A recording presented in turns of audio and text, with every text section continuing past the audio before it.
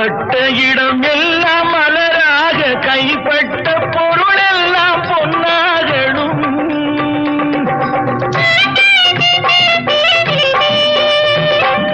உன் கண்பட்டு வழிகின்ற நீரெல்லாம் ஆனந்த கண்ணீரே என்றாகணும். ஒரு 16 தான் பெற்று நீ வாழ அதை பார்க்கின்ற என் உள்ளம் தாயாக. பூமழை தூவி வசந்தங்கள் வாழ்த்த ஊர்வலம் நடக்கின்றது. எழில் பொங்கிடும் அன்பு தங்கையின் நெற்றியில் குங்குமம் சிரிக்கின்றது.